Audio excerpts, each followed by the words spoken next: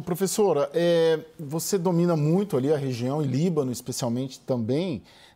Depois dos ataques dos pagers, houve um pacto ali, né? Uma união nacional, né? Mas houve ali o alerta de que quem responderia militarmente seria o Hezbollah e não o país. Isso mudou, né? A gente está falando de quase um mês atrás. Esse cenário político interno do Líbano perante o avanço de Israel, como que está hoje esse pacto? O que eu tenho visto é que, assim, concordo com o Lorival quando ele diz que o exército libanês realmente ele não tem uma estrutura para enfrentar, por exemplo, o exército de Israel. Mas quando eu digo que é uma reconfiguração, é o momento, inclusive, que se para pensar o caminho que vai levar, se houver um conflito mais direto entre, sim, o Estado libanês e Israel.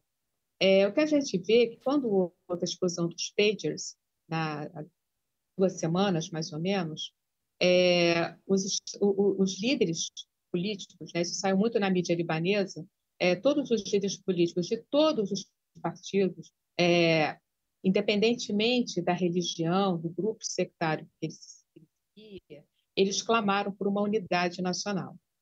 E alguns mais alinhados ao Hezbollah disseram que só o Hezbollah seria capaz de dar uma resposta à altura de Israel. Isso, obviamente, traria muitos problemas para o Líbano, que é um Estado que o país já está numa crise econômica, há uma paralisia política na medida que ainda está sem presidente. Então, o país, como um todo, caminharia para o caos. E nós começamos a ver que lideranças xiitas, como Nabih Berri, que é o presidente do parlamento, líder do Amal, xiita, né?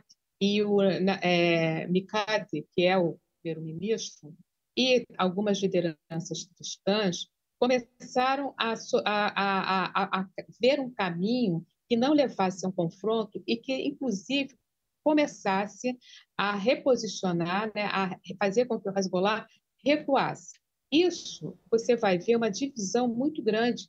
Então, no primeiro momento, se pede uma unidade, e depois, conforme o avanço e o acirramento da guerra e das explosões no sul do Líbano e no sul de Beirute, nós começamos a ver uma revisão a ponto do representante do Líbano na ONU pedir, né, constantemente com o primeiro-ministro libanês uma intervenção, né, pacífica, diplomática dos Estados Unidos e da Europa, porque não é interessante para a Europa, né, quando nós falamos em guerra, você logo imediatamente pensa em deslocamento.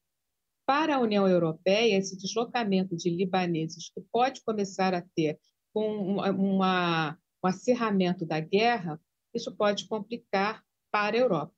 Então, o caminho, ainda assim, essas lideranças pedem uma unidade em nome de pacificar o país e enfrentarem, né, os inimigos. Inclusive, nós começamos a ver que dentro do senso comum, você começa a ver que não é só Israel o grande inimigo, mas sim os países que levam o Líbano à situação que ele se encontra hoje.